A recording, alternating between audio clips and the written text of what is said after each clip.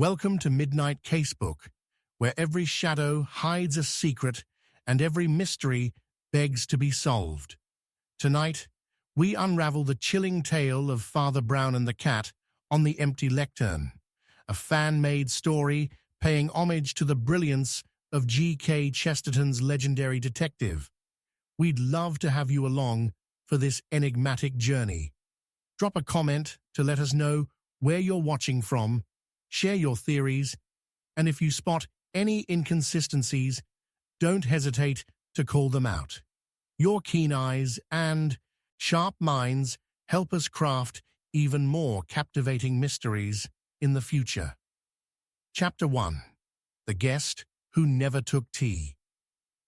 The sound of a single gunshot tore through the roaring storm outside, silencing the mirth of laughter and clinking china within the grand Havisham estate.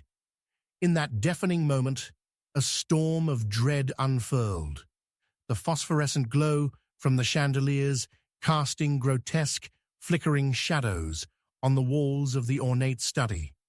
It was as if the very house itself held its breath, leaving guests bewildered, mid-laughter, their faces painted with confusion more profound than the tempest raging beyond the leaded glass windows.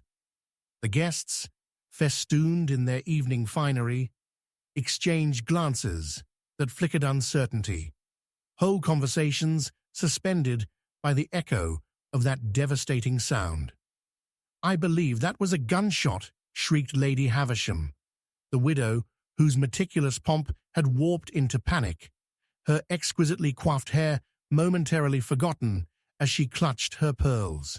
"Perhaps it was a mere decoration falling," suggested Arthur Pritchard, the host's uncle, his voice quaking like a fawn caught in a snare, desperately seeking solace in false logic.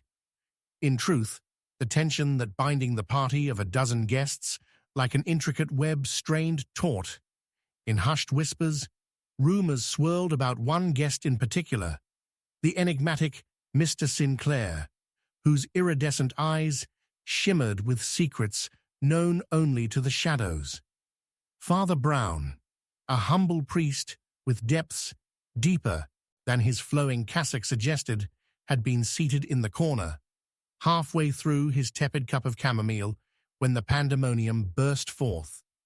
He inhaled deeply, the floral scent mingling with the heavier aroma of impending rain, and something else, something metallic. The priest set his empty cup down gently, exuding calm amid the growing throng of agitated figures. "Excuse me," he murmured, unhurried, "but might I suggest we ascertain what has transpired? We are quite remiss in our hospitality if we allow the evening's tranquility to be shattered by nothing more than speculation." A loud gasp echoed, and like so many puppets on a string, the party, now fundamentally altered by the unseen hand of violence, moved towards the study, a realm now cloistered in suspicion and secrets. They approached the grand oak door, marked by time, and hesitated, caught in the threshold of dread and intrigue, finally pushed open by a brave and rather rash baroness on the errant thrill of curiosity. Inside, the atmosphere shifted and thickened, drenched in silence, and the unmistakable scent of gunpowder and blood. Sir Frederick Havisham lay sprawled across his antique desk, framed by the flickering shadows cast from the lantern on the mantel. A thick sheet of crimson glistened beneath his body, pooling across a stack of unopened letters. His lifeless eyes stared directly at the ceiling, as though summoning the heavens for aid. A final haunted inquiry, lost to the voiceless void. "Locked from the inside," exhaled Lady Havisham in a trembling whisper, her shock mixing with incredulity. "The key is in the lock. No one could have entered." "Tsk-tsk," mused Father Brown, moving with a quiet grace to investigate the scene. He had a way of playing with the magic of reason, unraveling a riddle instead of relying on alarm. but perhaps it is not quite an impenetrable fortress of fate. His calm voice, like the chime of distant church bells, soothed the edges of their growing panic. "Is it murder?" barked Arthur, his voice rising, the unyielding cadence of blame escaping before he could school himself. Who could have done it? Who indeed would dare to lock the door and flee? "Only a soul burdened with desperation, Arthur," Father Brown said quietly, peering intently at the letters scattered on the desk, noticing a peculiar mark amidst the polished wood. And yet, he hesitated with a gentle authority, his eyes narrowing, sensing the unseen winds of treachery brushing against his intuition. Amongst the half-read correspondence lay a solitary letter with an ink blot, one letter sealed with an unmistakable crest, the insignia of the Sinclair family, their reputations steeped in both disdain and adulation throughout the county.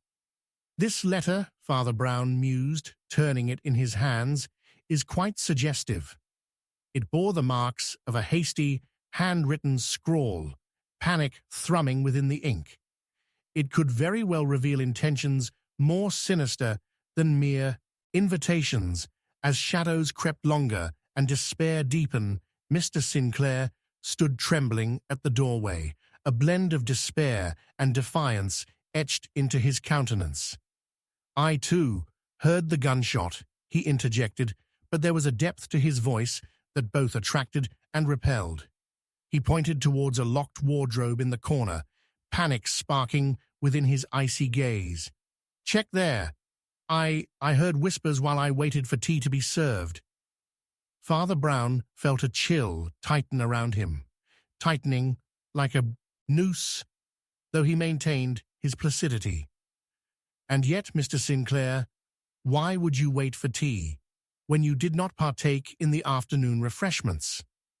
The room went silent, the air thick with the implications of his inquiry, the tension rising and falling like the furious swell of the storm outside. With measured deliberation, Father Brown approached the wardrobe, where there might lay secrets tucked away, where even light feared to tread. He reached for the handle when, with a resounding crack, a bolt of lightning struck nearby, momentarily blinding him.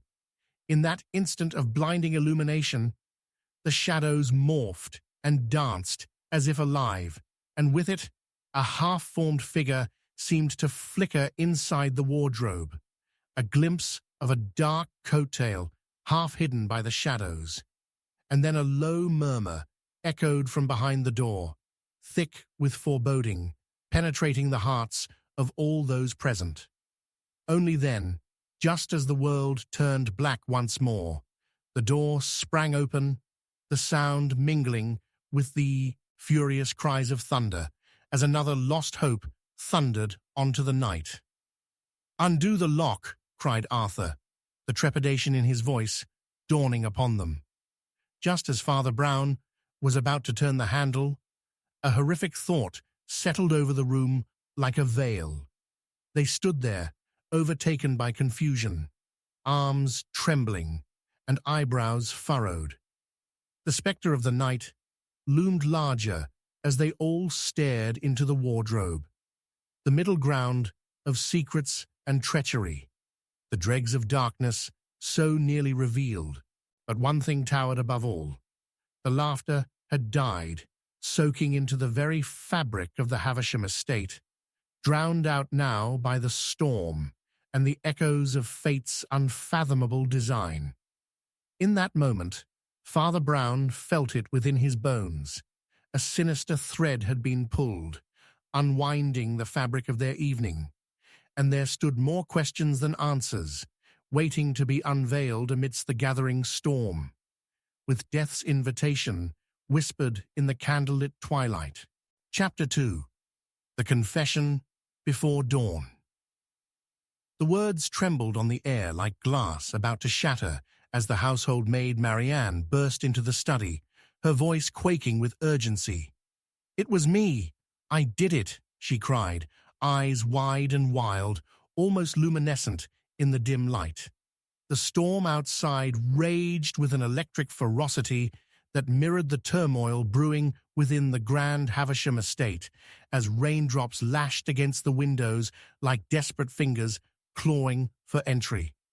Father Brown turned slowly, his brow furrowing, deepening the lines etched across his thoughtful visage. The room, so suffused with a heavy silence in the wake of Sir Frederick's death, now pulsed with a tension that felt alive. The flicker of candlelight danced menacingly, casting shadows that seemed to whisper secrets too dire to voice.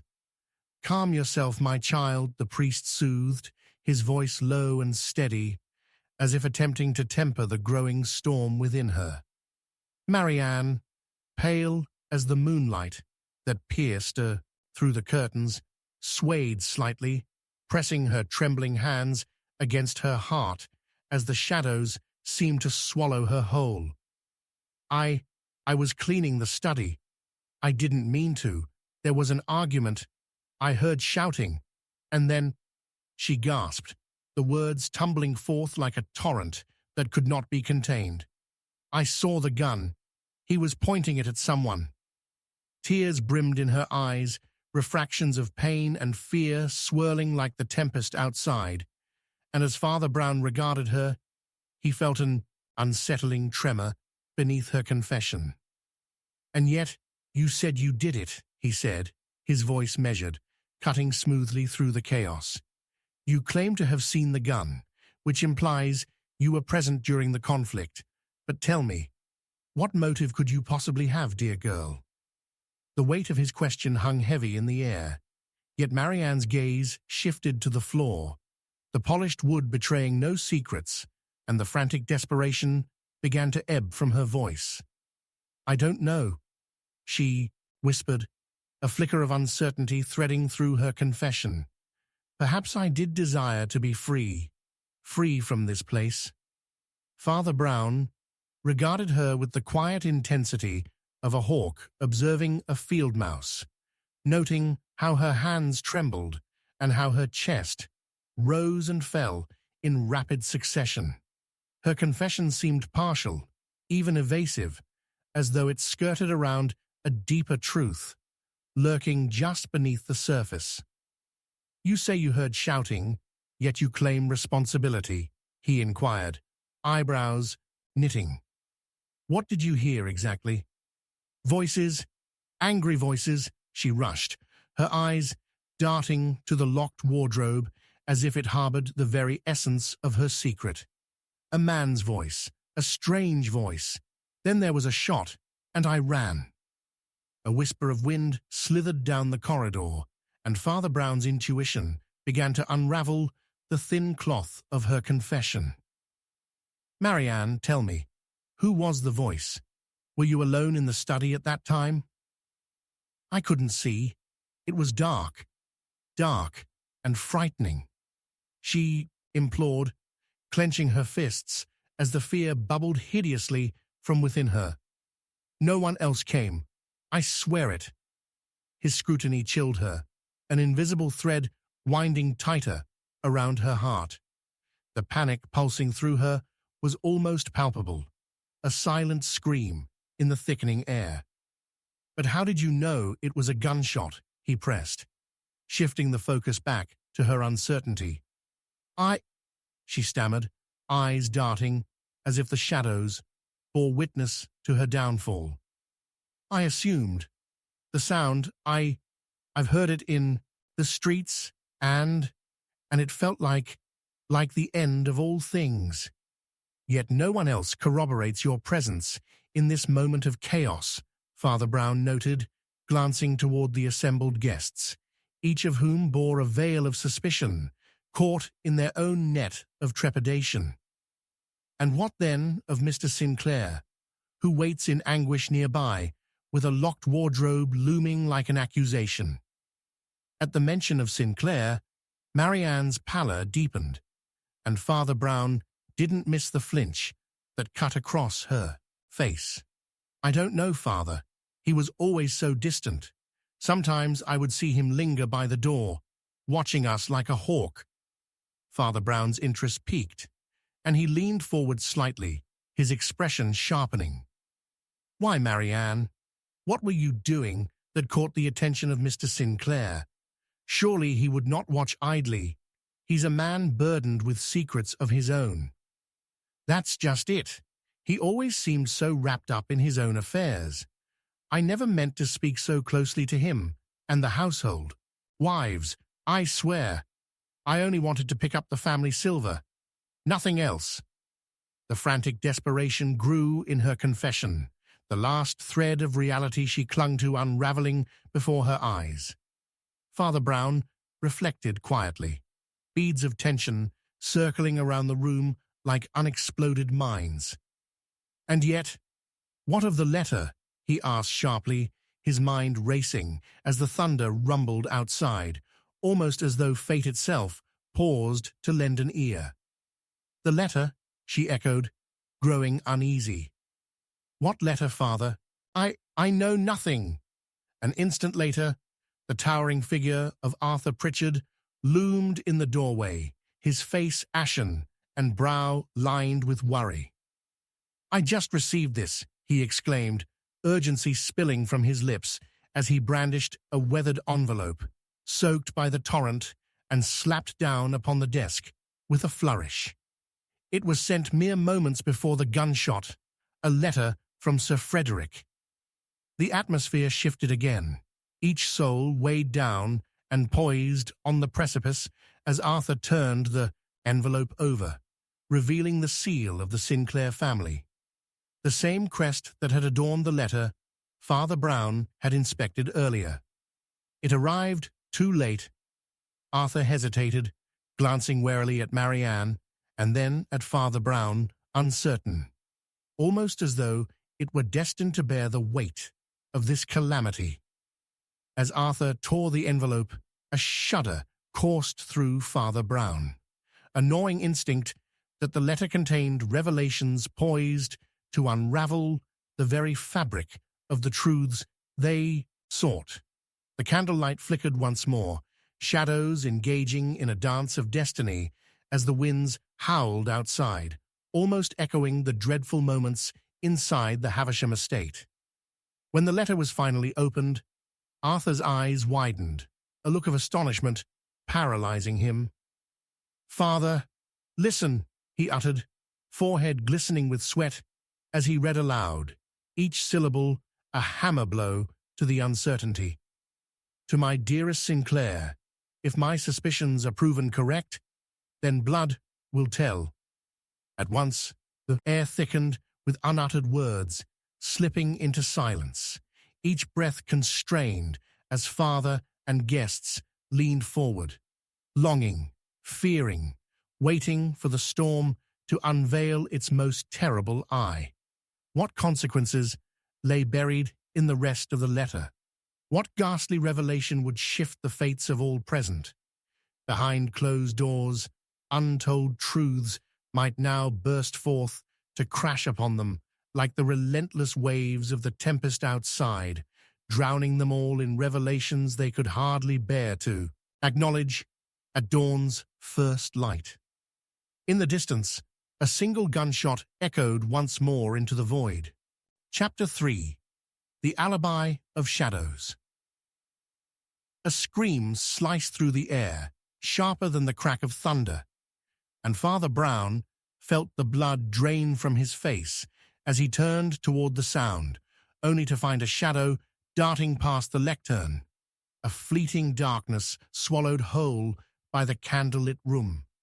The roaring tempest outside sent gusts of wind hurling against the windows, rattling the glass like spirits clamoring for release, while the flickering candles cast sinister shapes that leapt and lurched across the walls, as though the shadows themselves conspired against the heavy atmosphere of dread pervading Havisham Estate. Every guest was accounted for, each one swaddled in suspicions and pretenses, but there seemed an urgency beyond the war of rain and wind, a breathless moment that beckoned the truth to reveal itself within the chaos. "Did you see that?" Arthur Pritchard gasped, his complexion paling even more as lightning illuminated his features for the briefest instant. A breath of silence descended, rendering the room into an arena of breaths caught midway, the unwritten words mingling with the cry of the storm as they all stared, agog, at the looming wardrobe. It murmured ominously, a backdrop pregnant with mystery.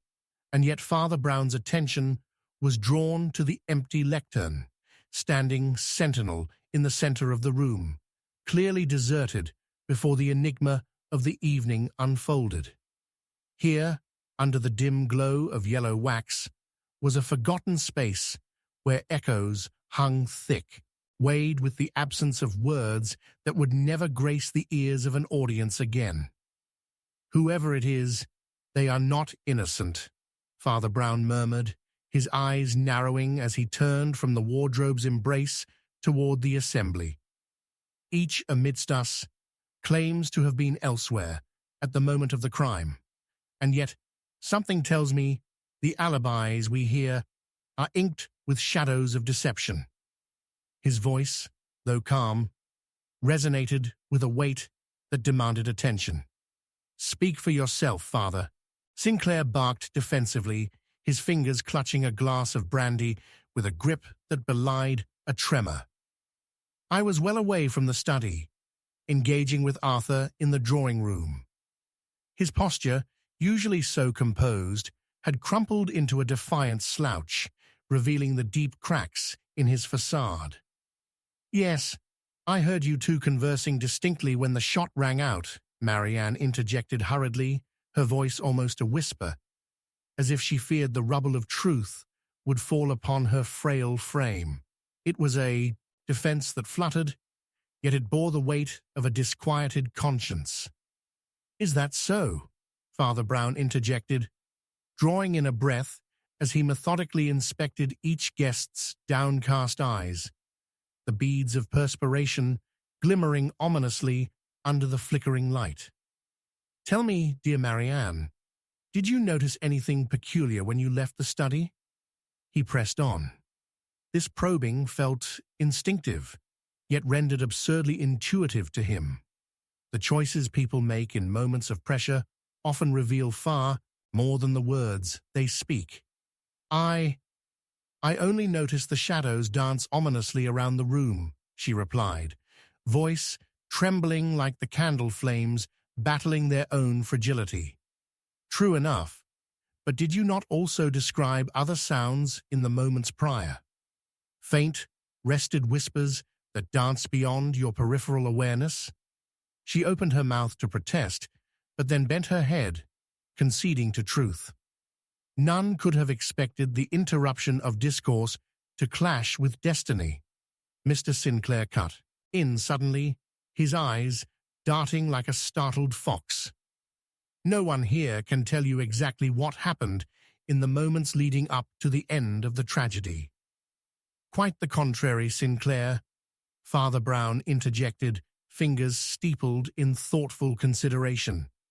"It seems everyone here is rather woefully tuned into their alibis, yet you are all orchestrating a symphony of vulnerability. The question I pose is one of courage. Who among us holds the key to the dark melody that wove these fatal chords?" "You're speaking in riddles, Father," Arthur exclaimed, his voice crackling with frustration as he gripped the edge of the table. "All of us are innocent, except the one who pulled the trigger. None had malice nor scheme." "Ah, but how easily motive escapes notice among good men, my friend," Father Brown countered, with a firm yet low voice. "Behind each innocent guise could lurk proclivities far more poignant than we care to admit, and therein lies the tension which binds us tonight." Suddenly, a moan resonated from deeper in the shadows, sending a prickling sensation down Father Brown's spine. The candle flames flickered violently, as though responding to an unspoken fear, and he turned to regard the wardrobe once more, its locked door casting foreboding shadows. It is time to lay bare the motives wrapped in layers of darkness. After all, secrets cannot harbor henceforth within these walls. Predictably, the alibis began spilling in drips, like ink, running all over a paper tearing between the truths and lies that were wallowing in hidden chambers. Each confession became weighted, folding under pressure, leading down pathways of escape, paved with uncertainty. I was in the garden. I was with Eliza. A voice broke the tension, heavy with distress, as Sinclair's pride crumbled into desperation. "You must believe me. I heard the shot and ran back." Eliza, bearing the pale hue of an orchid after the storm, raised her voice in tremulous accompaniment. "Yes, he would never have harmed Sir Frederick. He was with me by the roses." Something flickered behind Father Brown's eyes, distant and intriguing. A notion, pulled from the recesses of time, yet first, an abstraction of shadows beckoned him at the lectern. He stepped cautiously, trailing the whispers of his intuition. There it was. Upon a dusty corner, a discarded piece of parchment lay, its edges stained and crumpled. The silence around him thickened, awaiting companion as he picked it up, feeling its weight, its significance tightening around his heart like the squeezing coils of fate. "Listen all. Tell us what transpired here in our very presence." Quiet thunders chased echoes through the room, and silence fell as he turned the wet letter over, a potent key whispering promises of revelations long hidden. As he read the cryptically penned scrawl, his eyes widened and he paused, the implications a spark igniting a darker truth.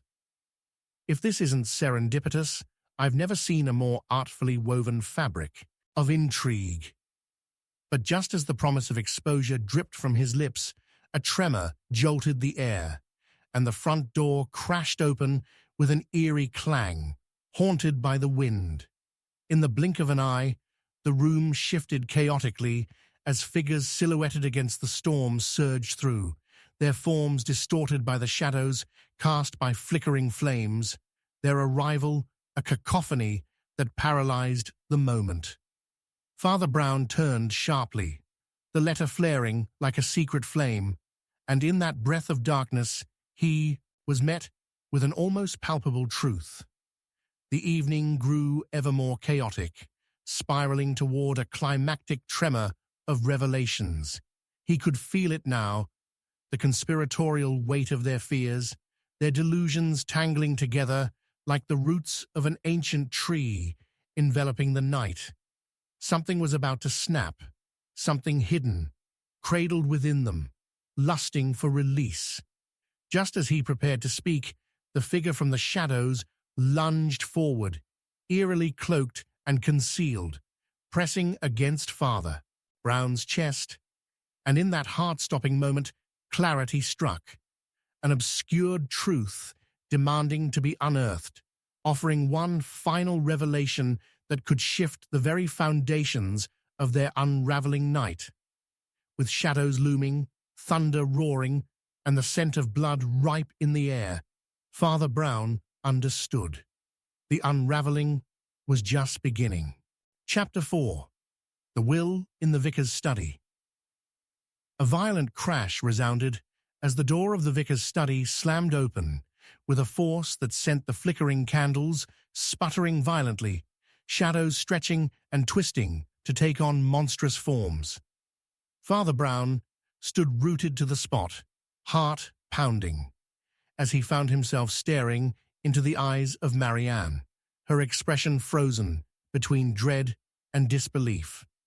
She clutched a blood-stained letter in trembling hands, the parchment crumpled, as if it had narrowly escaped the grasp of treachery. "What have you done?" she breathed, her voice a mere whisper amid the symphony of thunder that rolled ominously outside. drenching the world in torrents of rain. He's dead. Sir Frederick was supposed to be...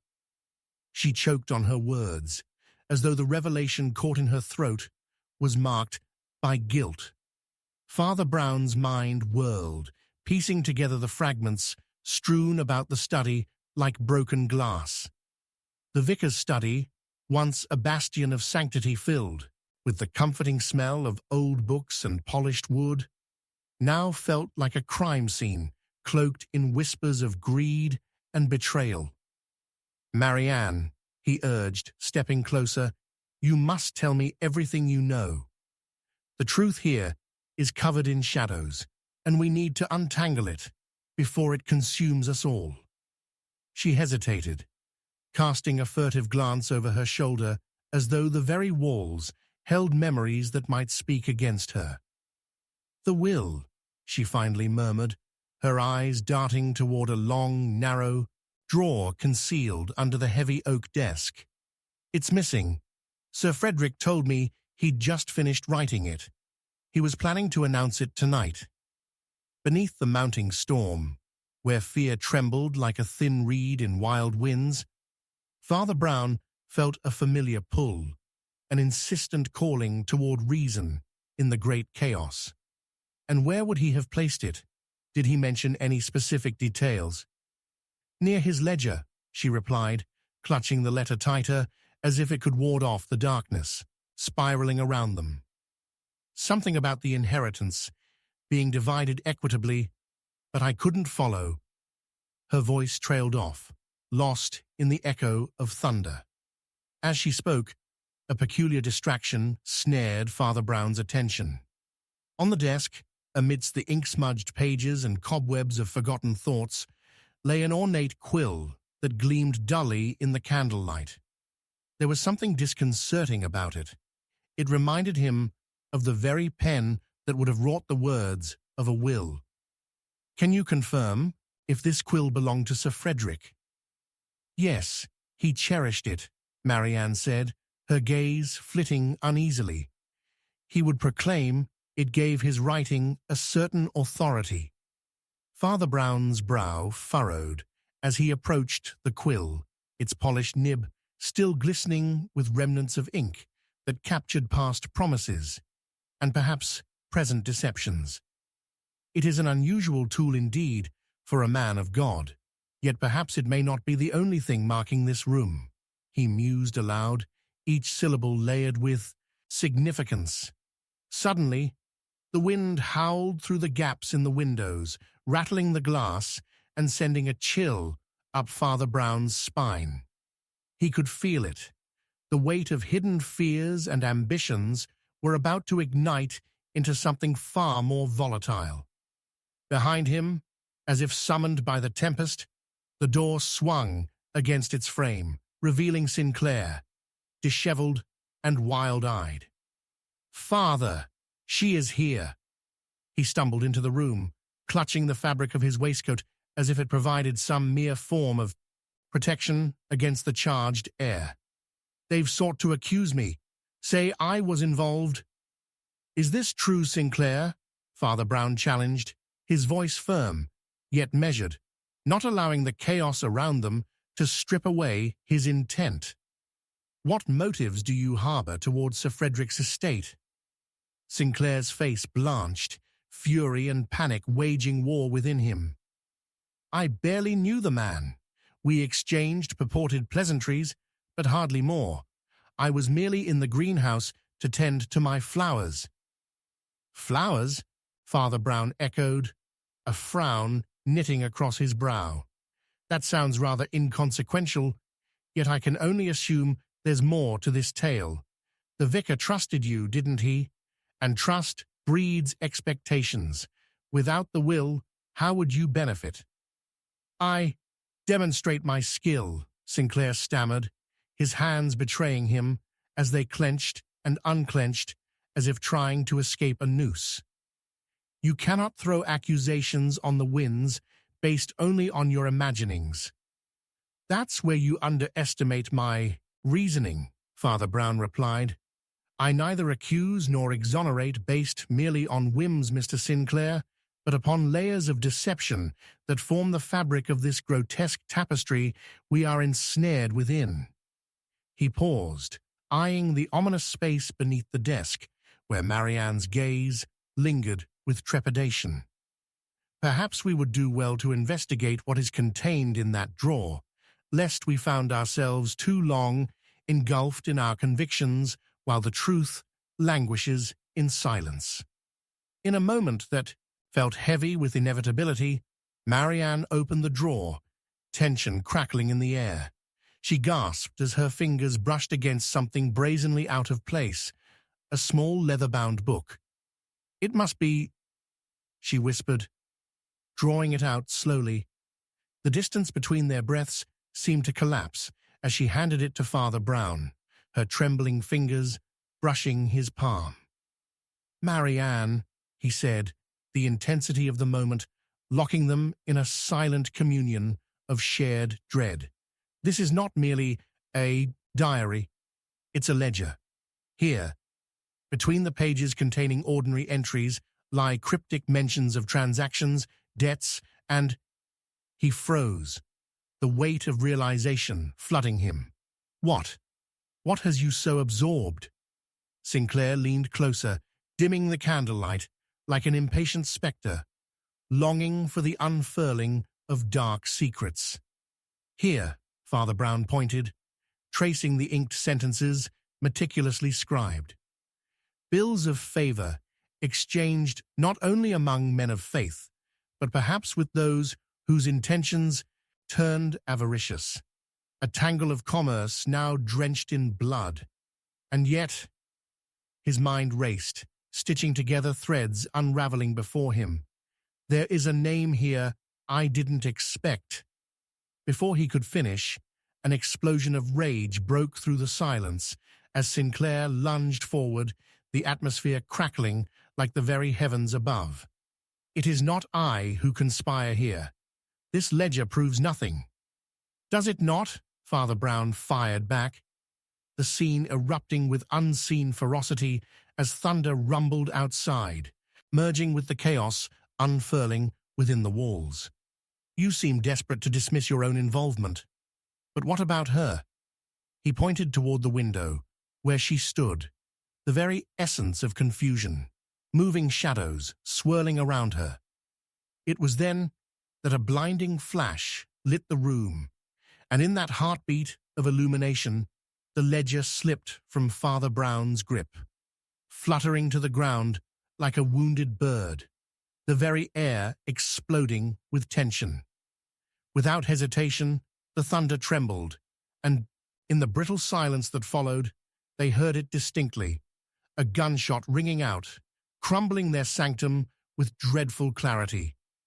A moment of paralyzed disbelief engulfed Father Brown as the doorway to the storm loomed ominously behind them.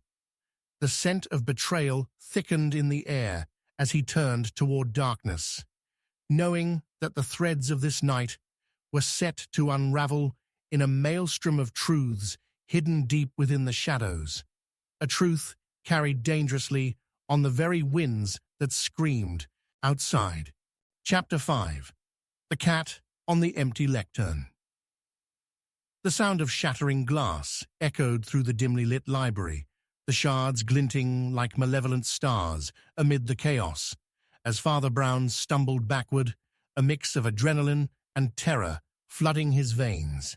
The tempest outside unleashed another howl, rattling the very heart of the old mansion, while the echoes of uncertainty reverberated through its shadowed chambers.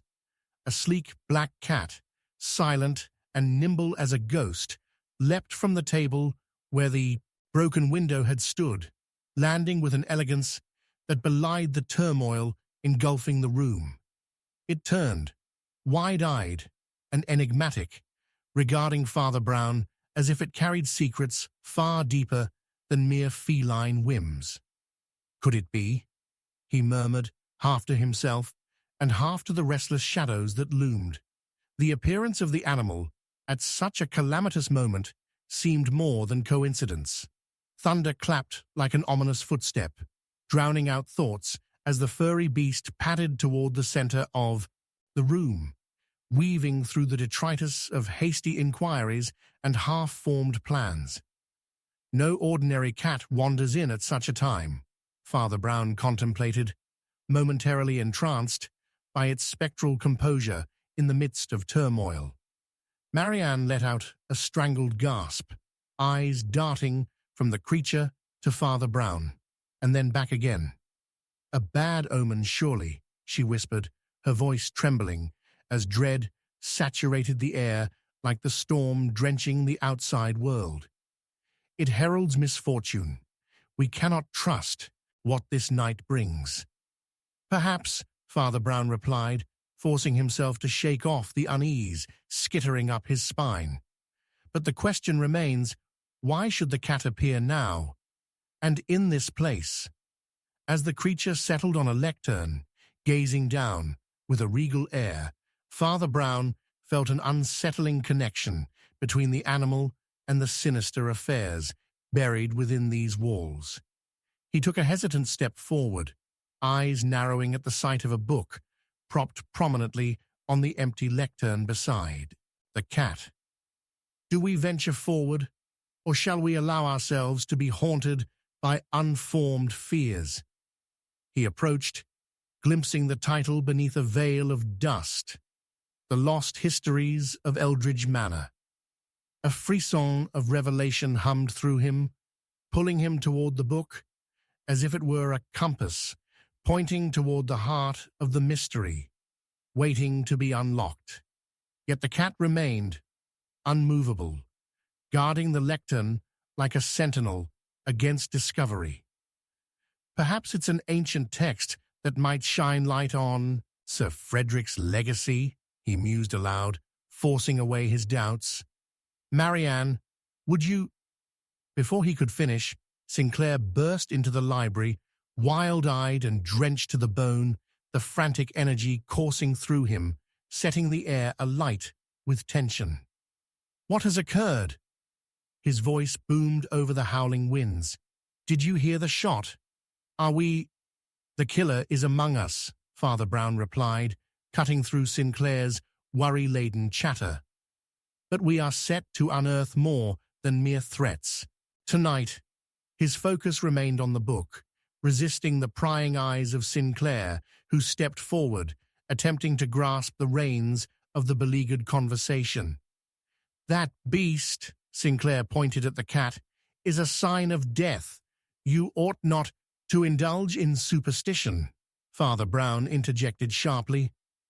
"A living creature does not presume to inflict misfortune. It merely exists, just as we do, often revealing truths we might otherwise overlook." The cat blinked, its gaze as inscrutable as the deep night itself, and the moment hung heavy with anticipation. With determination, he reached for the tome, brushing aside a layer of dust that held memories akin to shadowy whispers. Flipping it open, the musty scent of aged parchment washed over him, mingling with the scent of rain seeping in through the broken window. Scribbled in an unsteady hand were accounts of disputes that flared up among the Eldridge family, unremarkable reflections on wealth squabbles and minor grievances, a fabric of pettiness weaving its way through generations. Yet, as he delved deeper, his probing finger found a loose page, paraphrased notes that hinted at a clandestine bond tied tightly around the fates of Sir Frederick and others long buried in the annals of this ancient estate. Father Brown straightened, the growing gravity of discovery pulling on his conscience like a storm tide. "These writings speak of an alliance," he murmured, "and yet the name—" At that moment Marianne lurched forward, her eyes wide with sudden recognition. Wait, this is what he had mentioned. The hidden ties to the Sinclair family. There were rumors of betrayals, alliances forged through dark games, pretense cloaked in charity, a charade that could obscure the darkest of motivations, Father Brown finished, his mind racing as pieces fell into place, the weight of desperation and greed coiling tightly around them. Yet before they could delve deeper into the implications of their revelations, the cat, as if sensing the sudden swell of tension, leapt from its perch, making a beeline towards Sinclair, its lithe body brushing against his leg with an uncanny intimacy. Sinclair faltered, a tremor of fear rippling across his features, sparking an instinctual distance from the creature. "Get away!" he barked, swatting his foot at the nimble beast, a wild look flaring in his gaze. Father Brown caught the determination in Sinclair's sudden reaction, the fear woven tight into his voice, a flicker of something buried deep within him. "What frightens you so, Sinclair?" "Nothing. It's just a damned animal." But the nervous energy radiated from him like a candle, grasping to hold its flame. Yet Father Brown's curiosity mounted, passion igniting the inquiry. Then we must explore this bond further. Sir Frederick was a man shrouded in webs of connection, and this family's past reveals fractures far deeper than wanted. You likely know more than you've been willing to share. "I've told you all there is," Sinclair spat back, his voice rising in pitch, revealing thinly veiled hysteria.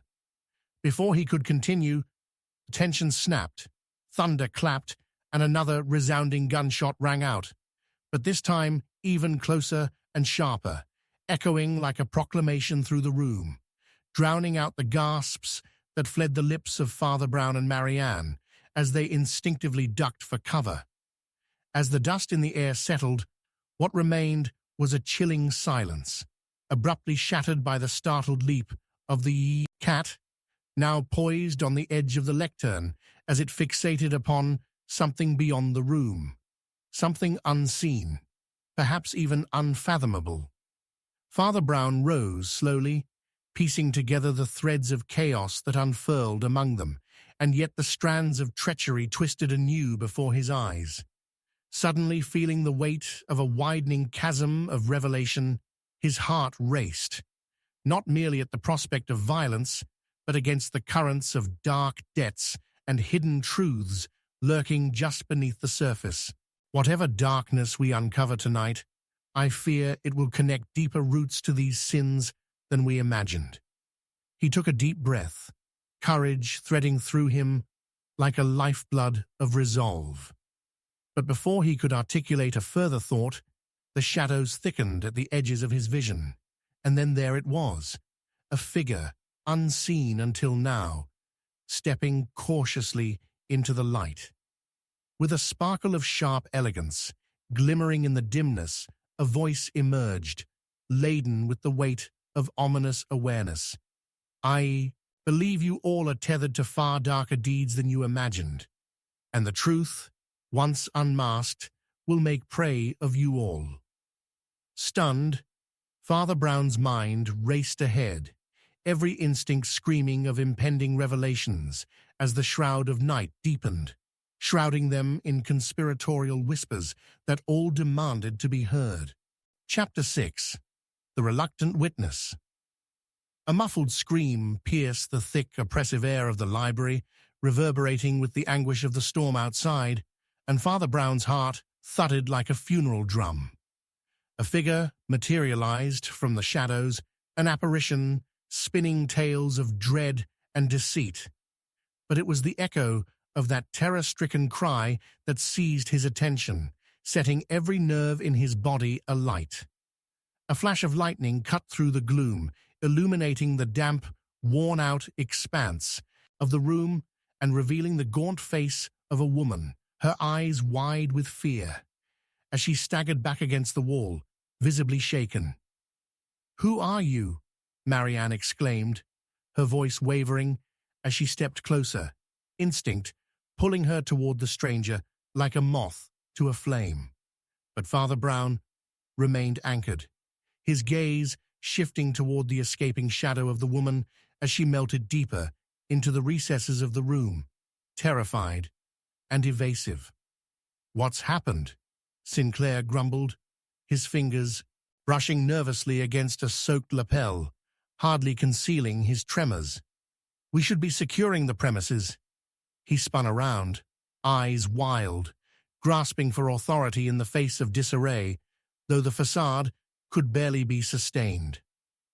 "The longer we linger here, the more danger—" "Danger has already found us," Father Brown interjected, the warmth of his voice contrasting sharply with the frigid panic swirling like a tempest around them.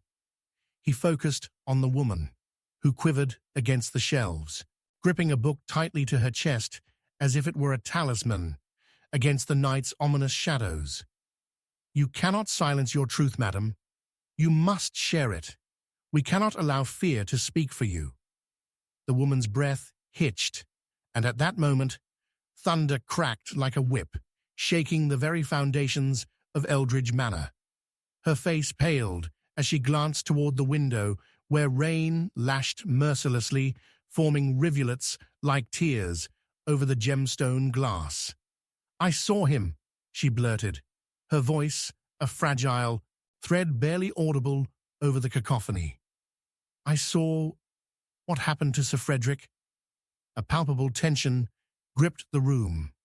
A confession, raw and aching, yet laced with lingering threat. Father Brown sensed the weight of her secret, laden with consequence. "What did you see?" he pressed gently, his eyes locked onto hers, urging her forward without any hint of coercion. I was in the garden," she stammered, the faintest tremor in her voice as she started to weave her harrowing tale. "When the gunfire erupted, I thought it was merely thunder, a cruel joke of the heavens, until then I saw—" Her voice shattered, the words too heavy for an unrepentant world. "Sir Frederick was alive, and then he—" The room felt as though it had been drawn tight, the air thickening with unsaid revelations, all swirling dangerously like a tempest waiting to unleash. "Then he fell," she murmured, eyes hollow, sinking into the past. Blood streaked the grass like ink blotting a page. "From what direction did the shot come?"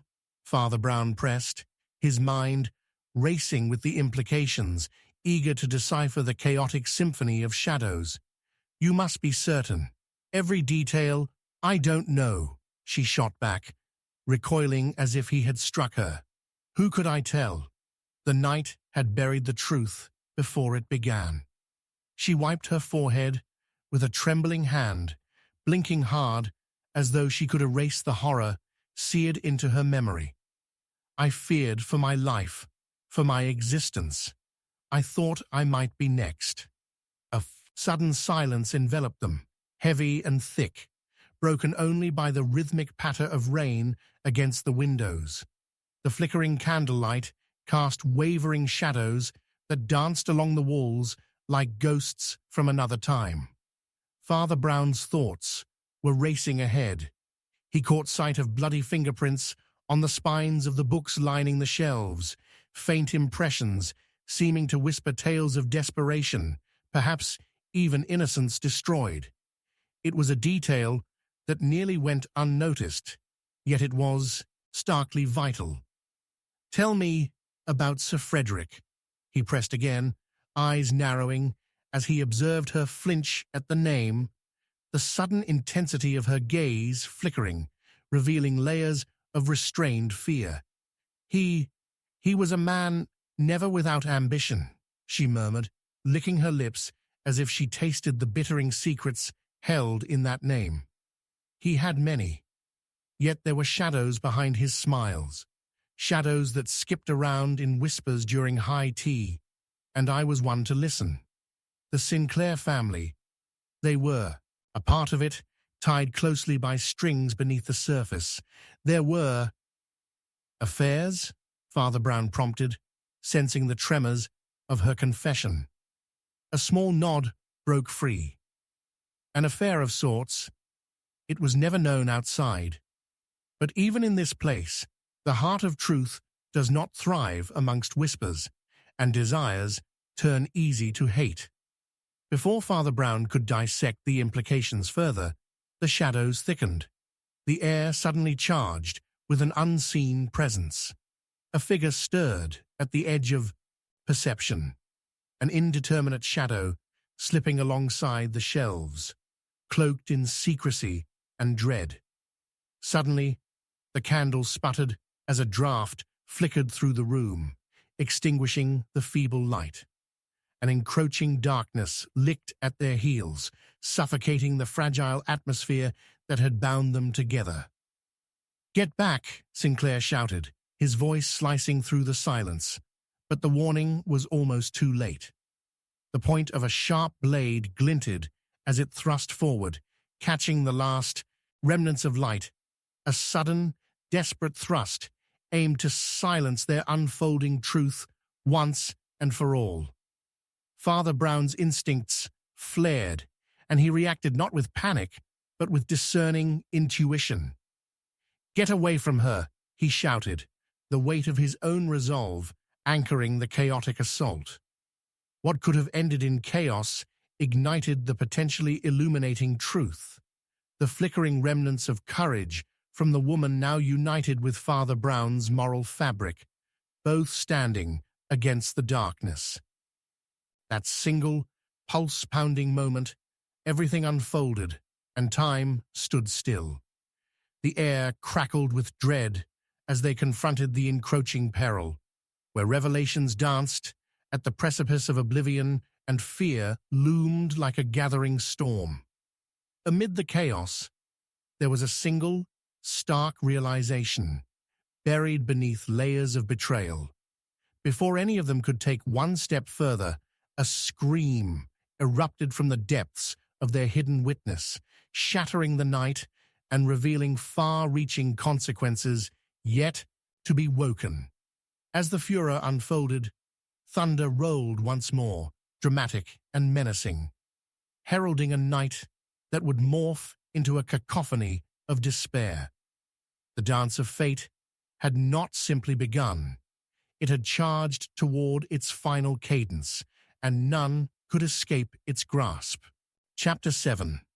A Shadow at Matins. A single gunshot rang out, its echo shuddering through the stone walls of St. Anselm's Church, a sound so jarring against the serene backdrop of Sunday service that it left the congregation gasping and glancing at one another in disbelief. Father Brown, kneeling at the altar, felt the prayerful atmosphere crack like glass, shattering into anxious whispers and furtive glances.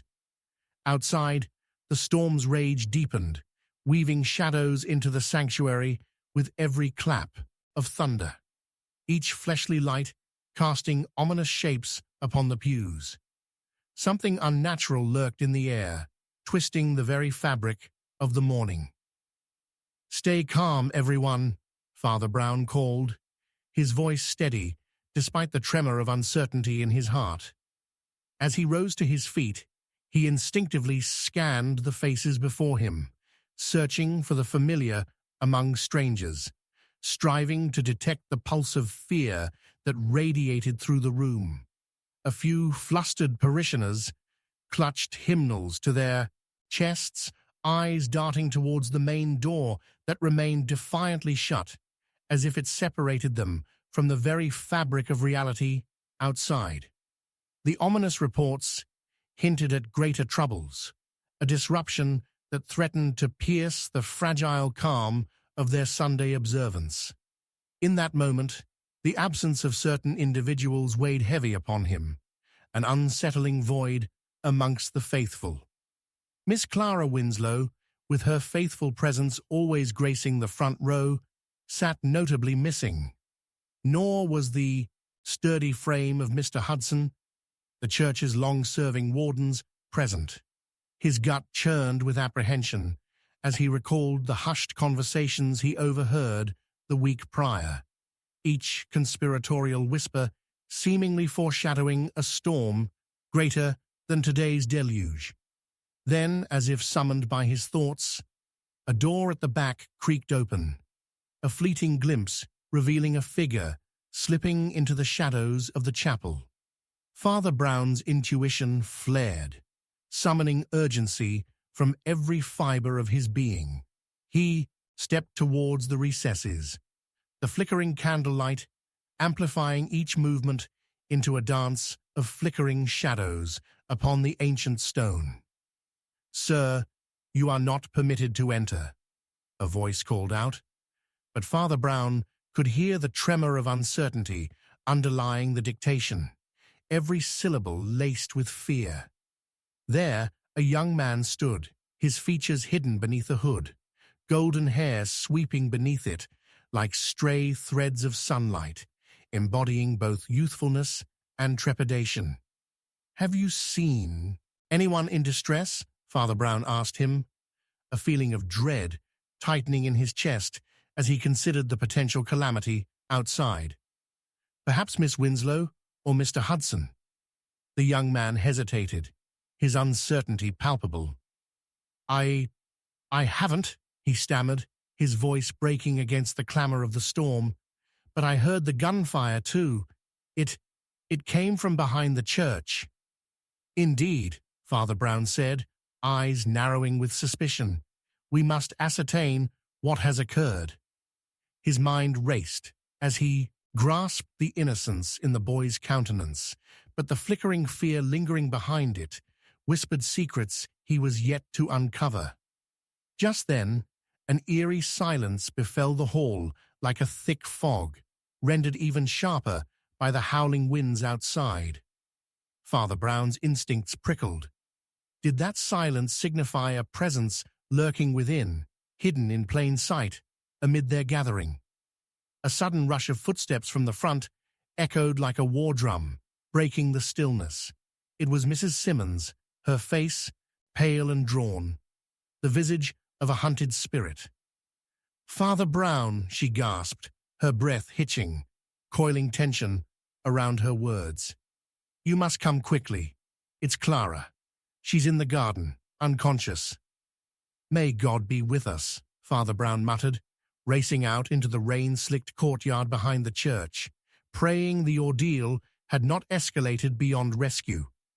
The storm lashed against him, and he struggled against the weight of tumult, racing through thick puddles that danced beneath his feet. They splashed against stones like frantic hearts, wishing to escape. He followed Mrs. Simmons, whose urgency guided him through the tempest into the small, forgotten garden, a patch of darkened greenery swallowed by shadows. His eyes adjusted to the gloom as they trapped light from the nearby street lamps, offering illumination to a form crumpled amongst the dew-laden grass. Clara lay motionless, her delicate frame wilting beneath the sheer weight of the night. Beside her, a disheveled bouquet lay, scattered, petals soaked and blood-like against the earth, a stark contrast to the quiet beauty they once represented. At the sight, Father Brown's heart plummeted further. As he knelt beside her, despair pressed down upon him. A chill swept through the air, mingling with the scent of damp earth and decaying leaves. He sensed a presence looming in the shadows, and a sudden rustle stoked the embers of his dread. The young man from earlier stood at the edge, watching silently, as if bound by a spell, unflinching and sullen, more enigma than boy. "Help me with her," Father Brown called, but the plea was hollow, dangerously close to the edge of desperation. The young man remained still, and then, as if stirred by an irresistible force, turned abruptly, retreating into the embrace of the night without a word. "Don't just stand there," Father Brown shouted, but the boy had vanished like a wisp of smoke, dissolving into the tempest. Confusion gripped him. Why had the figure fled? Did he bear witness? His instincts stirred with suspicion, propelling him to his feet as a newfound urgency surged through him. Clara stirred, eyes fluttering open, revealing whispers of consciousness just beneath the veil of distress. "Father," she murmured weakly, her voice nearly lost beneath the storm's wrath. I saw him, the man." "Who, Clara? Who did you see?" But before she could respond, her gaze shifted beyond him, panic welling within her sunken features. The realization flickered too, late. The atmosphere thickened with the weight of unspoken truths. Suddenly, the crack of lightning illuminated a nearby wall, unveiling a doorway long concealed by creeping vines. Its presence felt more sinister in that fleeting moment. All at once, Father Brown realized they had not merely stumbled upon a tragic affair. They had trespassed into an unfolding conspiracy soaked in shadows. He felt the knot of dread tighten. They were teetering on the brink of revelation, but that precipice was steep. What secrets lay behind that door would surely test the fabric of their reality. "I must look," Father Brown declared, realization breaking in him like dawn's first light. He pushed towards the entrance with an impulsive fervor, a surge of revelation hammering at his chest. But as he stepped closer, poised upon the threshold to glimpse the truth hidden beyond, a figure rushed past him from within, lines blurring into the vortex of shadows. He turned just as they slipped away, a scream piercing the night, desperate enough to break through the symphony of the storm. And as the echoes of terror rang sharply and true, Father Brown's heart sank. He understood unequivocally. What they sought was not merely the nature of vengeance, but something intricately connected to loss and despair, twisting in the minds of those who stood in the soft glow of chapel light. The pursuit was not only for Clara's safety, but for understanding in a world where shadows danced dangerously close. It was a truth that refused to remain silent. As the door clanged shut with a thunderous force behind him, sealing away whatever secrets it possessed, Father Brown felt the chill of the unseen claws of fate tighten around him. The trembling church bells tolled in the distance, a warning and a beckoning. The storm outside roared. He had only just begun to scrape the surface of a darkness that threatened to engulf them all. The night, it seemed, had many more secrets to unfold. The storm was rise, danger, coiled beneath the surface of all that shimmered, ready to strike. Chapter 8. The Deathly Manuscript. The parchment lay sprawled across the damp altar, blood-soaked letters sprawled in a frenzied scrawl, ink mingling with the creeping shadows, a testament to a life extinguished too soon. The crack of thunder above echoed like the very heartbeat of despair as Father Brown stumbled into the candlelit chapel, the flickering flames casting erratic shapes that danced eerily along the stone walls. This was not merely a manuscript, it was a cry from beyond the grave, beseeching him to decipher a narrative smeared with treachery and sorrow. "No," he muttered, dread coiling in his gut as he recognized Clara's handwriting among the dire missives. "This can't be." As the church bells tolled in mournful resonance, each clang resonated deeply within him, stirring the haunting reality of Clara Winslow's condition, the victim of a sinister, unfolding drama now intertwined with literature itself. The dark veneer of the storm outside was mirrored in the lines of her writing. Fragments of a story filled with betrayal and dread, whispered secrets lost in the tempest of human folly. Father Brown approached the altar, where the manuscript trembled beneath the surge of wind, desperate to convey its weighty truths. An innate sense urged him to delve deeper. Clara's pen bore more than mere twists of fiction. Somehow, it encapsulated her tragic fate. "Father," a voice erupted, rending the stillness. It was Mrs. Simmons, her visage pale and shadowed by terror. She stepped forward, the light catching something glimmering in her hand, a locket, intricately crafted, glistening even amidst the sanctuary's gloom. I found it. It belongs to Clara. She always wore it. Her words faltered as she glanced towards the altar, breath hitching. Yes, and it's part of the riddle, Father Brown replied, mind reeling with potential connections. The locket dangled, a visual tether to Clara's soul, its absence palpable in the air. But we must understand what she wrote. Her last thoughts may provide answers we have yet to fathom. And so, he studied the manuscript further, tracing the letters, stoking his intuition against the eerie backdrop. Each word was laden with portent. The portrayal of a clandestine meeting in an enchanted garden echoed the very scene he had recently fled, and it was underlined with prescient lines, vividly foreshadowing impending doom. Here, he murmured, sensing the shadows tighten. Her poem speaks of a shadowy figure who visits at dusk, cloaked in deception. Cloaked in deception, Mrs. Simmons echoed, her eyes wide with understanding, but also with fear. You think she was watched, Father Brown interjected, the realization striking like a blow. And what if this figure connects Clara to Mr. Hudson's disappearance? The words imply confinement, something chained within the narrative she wove. There's meaning hidden just beyond these tragedies. With sudden inspiration, he recalled the doorway in the garden, the one shrouded by vines, illuminated in a moment of divine lightning.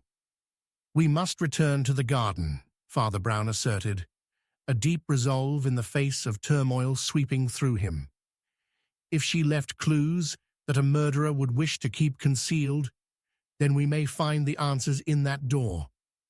As they emerged into the storm's wrath again, winds slashed like a blade across the landscape, drenching them in a furious downpour.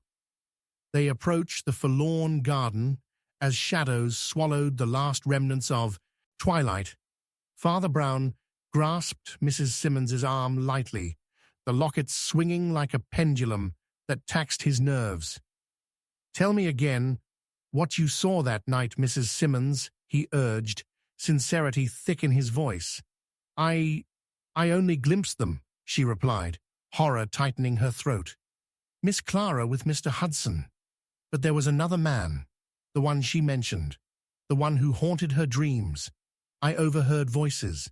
They were whispering of betrayal, the promise of the manuscript." Father Brown pondered this revelation, weighing each word with the intensity of a storm brewing in his mind. Betrayal, a motive stronger than mere discontent. It turns truth into weaponry. The garden loomed ahead, an abyss punctuated by the distant peal of thunder. The heart of the mystery lay at its center. As they neared the ancient wall, he felt it again, a pulse that seemed to emanate from behind the vines, a madness that beckoned him near. "Help me clear this," he commanded firmly, grasping twigs and foliage that encroached upon the forgotten entryway. Each snap echoed ominously beneath the tempest, hinting at what lay behind. Suddenly, a movement flickered in his periphery. The young man, once cloaked in shadow, stood there, his golden hair wildly tousled by the wind. "Stop," the boy commanded unexpectedly, his voice taut with desperation, and the tension in the air grew thick, threatening to blanket them in darkness. "You can't go in there. It's cursed." Father Brown narrowed his eyes, heart racing. "What do you know?" "Everything," the young man stammered, retreating back a step, veins crisscrossing with fear. "I told no one. It was a pact, a secret."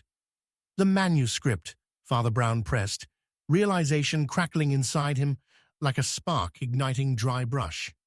"What do you mean, a pact?" But before he could unearth more, another flash cut through the night, blind and blinding.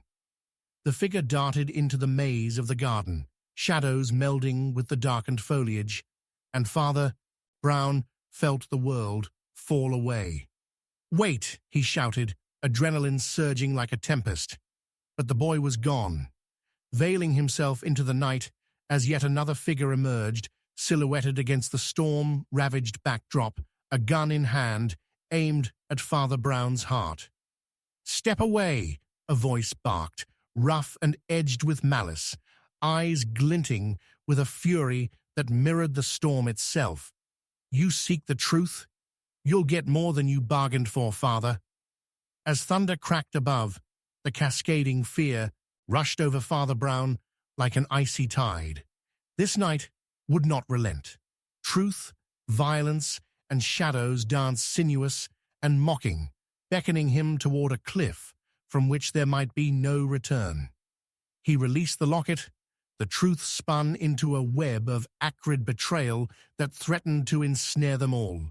And as he prepared to defend not just his own life, but the very secret that promised to unravel a conspiracy of darkness, he felt the chilling finger of fate grasp him, tightening with a deadly certainty, hearts pounding as one tumultuous storm. "Don't betray me now, Clara," he whispered just before the thud of a gunshot echoed, loud as the thunder above, shattering the fragile thread of hope that had tethered them to salvation. Chapter 9. The Quiet Trap. "Who among you would dare extinguish a life at this table?" The words sliced through the atmosphere, charged with an urgency that crackled like static in the air, accompanied by the distant rumble of thunder that offered an ominous backdrop to Father Brown's carefully laid trap.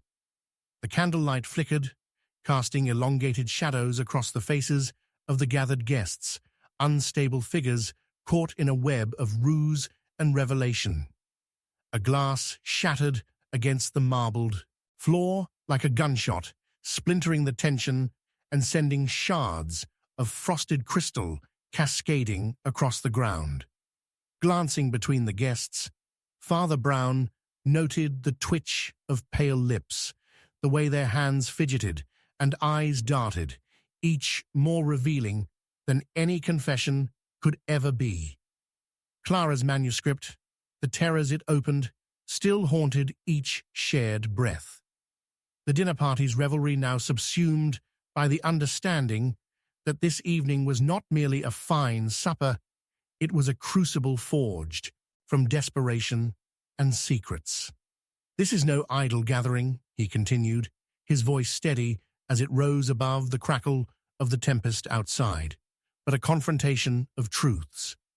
Seated near the far corner, Miss Jacobs, a governess marked by shadows under her eyes, drew a breath, half a plea, half an accusation. "Father Brown, how can you be sure there is a murderer among us? You have no proof."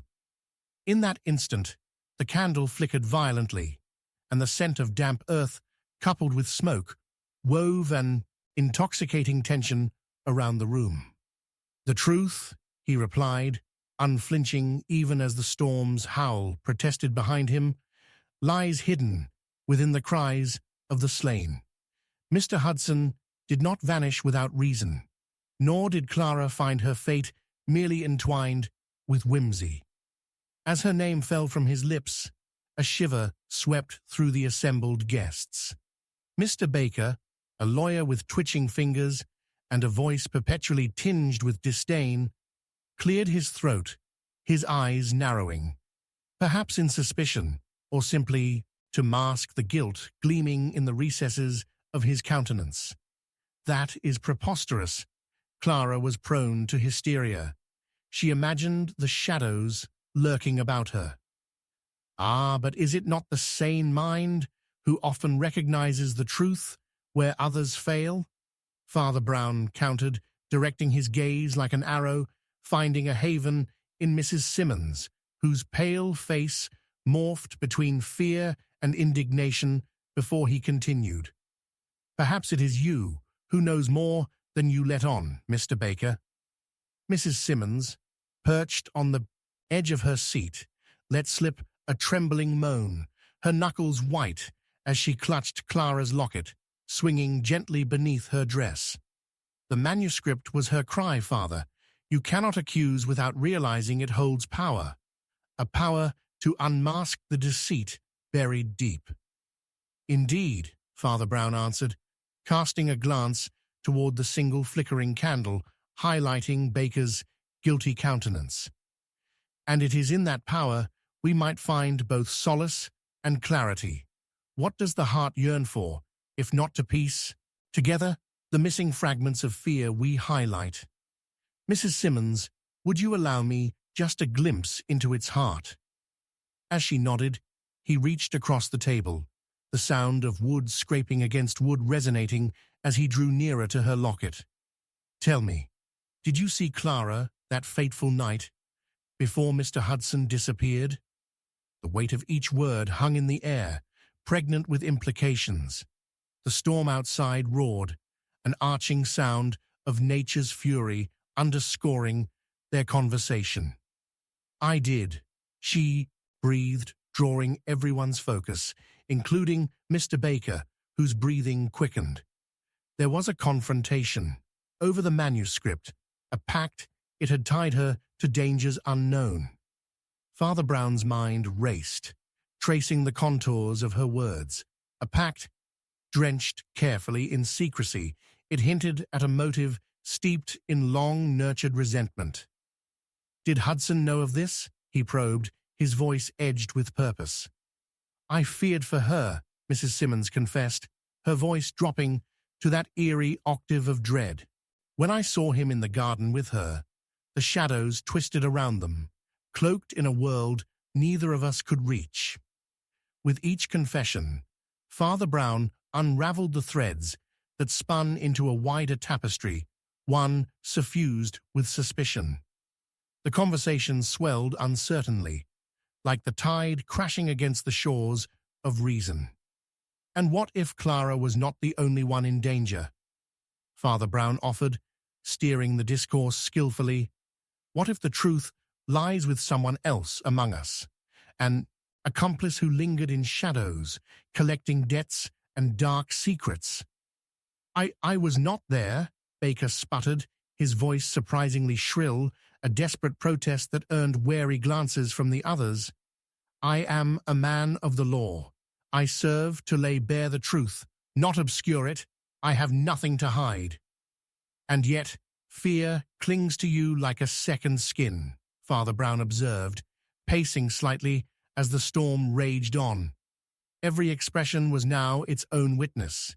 Every tense muscle whispered of truths simmering beneath polite facades. Sometimes, the veneer of clarity harbors a tempest of its own. Amidst the rising tension, he stilled, bated breaths at the edge of revelation. Clara's manuscript rested heavily within him, insight gnawing at his awareness. "Tonight, we unwrap the depths of despair, not to assign blame, but to unfurl the entangling web." At that moment, another crash of thunder engulfed the air, and as if summoned by the chaos, the clock on the wall chimed, marking an eerie hour. Suddenly, a figure brushed past the dining room door, silhouette outlined against the pale shimmer of flickering candlelight, vanishing as swiftly as it appeared, stirring a gasp from the assemblage. Father Brown pivoted sharply, ice solidifying in his veins. "We are not alone," he declared, heart racing in stark cadence with the storm brewing outside. "How many more shadows just beyond this door are ready to weave their story into this unfolding tragedy? Light may dissolve darkness, but it takes a heart filled with courage to reveal it." His breath caught, the gravity of his own words settling upon him. All it would take was a single acknowledgement, a tiny slip for a murderer to reveal their intention beneath the watchful guise of civility. As the shadows around him danced with frenetic energy, The door swung wide, pouring in a cascade of torrential rain.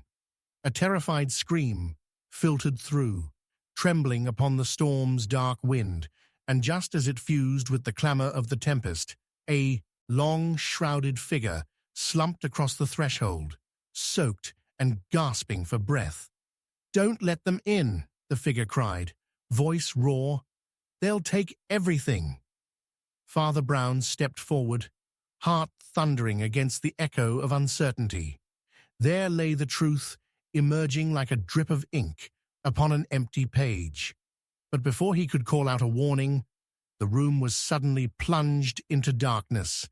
Flames snuffed out as candles flickered and died, and a single gunshot rang across the silence, splintering through the nexus of their crafted reality. What had begun as polite inquiry now spiraled into an explosive revelation, each heart at stake, each confession pivoting on a knife's edge. As the air filled with palpable dread, Father Brown felt his own resolve tauten. This was the moment all truths would be bared, torn asunder or concealed, and with it perhaps the last thread of understanding as he fought against the ghost of Clara's loss and the spectre of a trap he had lain. Chapter 10. The Midnight Revelation. The unmistakable crack of gunfire split the tense air, reverberating like a death knell amid howling winds and torrential rain. Father Brown's heart hammered against his chest, a frantic bird attempting escape as darkness enveloped the room. The faint grip of candlelight extinguished in a single merciless breath.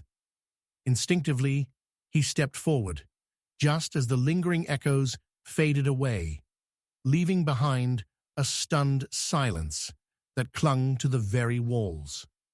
The assembly of anxious faces morphed into indistinct silhouettes, breathing a collective gasp that bore witness to their horror.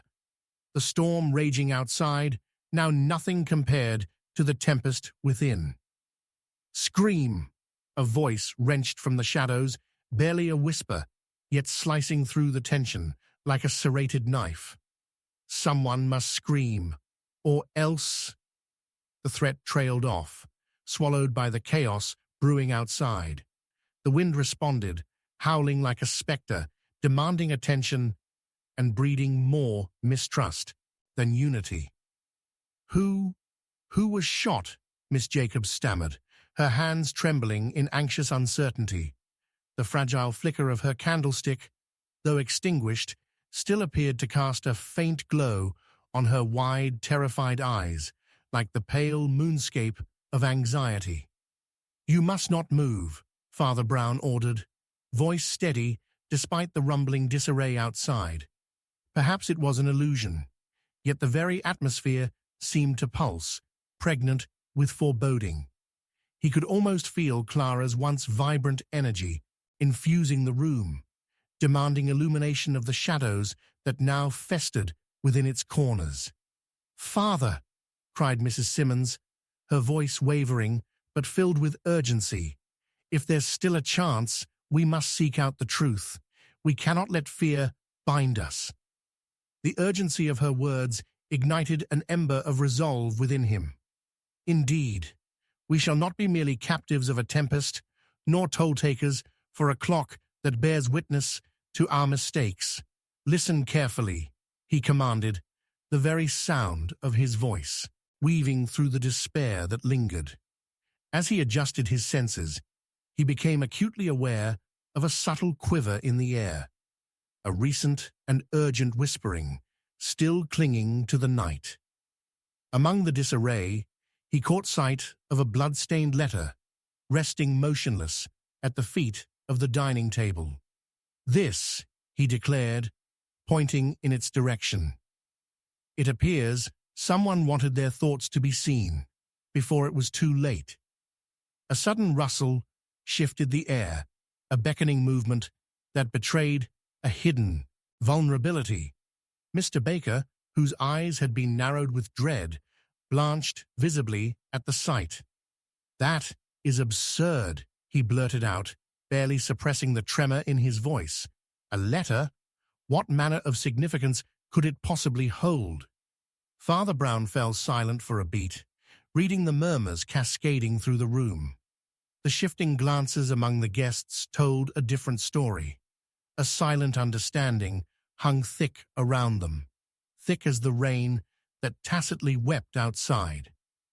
On that note, perhaps, I'd like to inquire why it is that we are here, gathered like moths to a flame. Father Brown continued, pacing, feeling the energy pulse beneath his feet. You clamor for virtue, yet each of you shields your own shadow. A testament of guilt clings to your words. Don't be reckless, Baker shot back defensively. Fear is a contagion that blooms in the dark. In a time such as this, one must tread lightly, lest trust be the first casualty. Yet fear often births treachery, Father Brown countered, his gaze unyielding, piercing through Baker's veneer of indignation to the stark vulnerability beneath. Tell me, what of the pact you spoke of, Mrs. Simmons, and what peril might have been revealed in the manuscript? With the storm raging outside, the atmosphere was thickening with possibilities. The letter, he realized, was not merely blood-stained. An edge of fraying, skillfully crafted paper seemed to hold secrets yet to be unearthed. As he crouched to retrieve it, a chill swept through the room, freezing time amidst electric tension. The mundane, turning extraordinary in the sanctity of a soul seeking truth. He recognized the weight of those secrets, an invisible script shadowing their every interaction. As Father Brown opened the letter, his fingertips brushed against an inked name, an oath etched in desperation. It was Clara's hand. You, she was terrified, he murmured, the words unwinding with solemn heaviness. She spoke of dangers unknown. Baker, can you provide context in which this letter was written? Was Mr. Hudson aware the pact existed? Mrs. Simmons now clutched her own locket tighter, breaths hitching between abandoned hope and newly thawed dread. No one spoke about the pact. It was cloaked in secrecy, buried deep in the ashes of shared history. Yet buried secrets seldom remain unperturbed, Father Brown replied. They are more like seeds waiting to erupt, roots stretching far and wide into the soil of guilt. He turned on Baker, the tension palpable amidst the clamor of the storm, each forlorn drop of rain echoing truths unsaid. What binds you together with Clara and Hudson? What do you glean from this tragic affair? Baker recoiled at the suggestion, anger flashing in his eyes. Words, nothing but words. Clara was naive, foolish. Foolishness breeds consequence, Father Brown interjected, refocusing the urgency. And her demise illuminates the misjudgments of not only her life, but the lives intertwined with hers. He lifted the letter, the weight of unspoken confessions, igniting as the light returned for but the briefest second, a revelation of tangled hearts and hidden motives spilling forth before the shadows could hush them once again. Did you fear her revelations enough to— His words halted abruptly as yet another clap of thunder rolled, resonating through the room with a jarring intensity. And in that moment, the door lurched open once more, flinging rain-drenched figures onto the threshold, drenched and gasping yet again.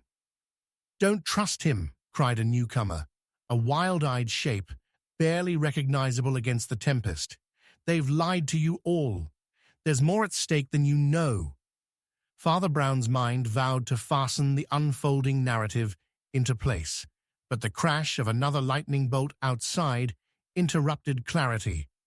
Revelation turned to confusion, and through the crackle of the pouring rain, an eerie voice whispered from the huddle, "They're coming for him. His truth. lies in the shadows. Before Father Brown could react, the figure collapsed, clutching a blood-stained box that rolled outwards across the marbled floor. Darkness painted its contents in thick obscurity, but the gleam of glistening metal licked through the night, a reminder of finality that surfeited him with dread, the essence of a lost promise resurfacing amidst ruin. In that frozen moment, the air thickened. The tempest outside heaved against the walls as if fierce winds sought to sate the thirst of an unquenchable truth.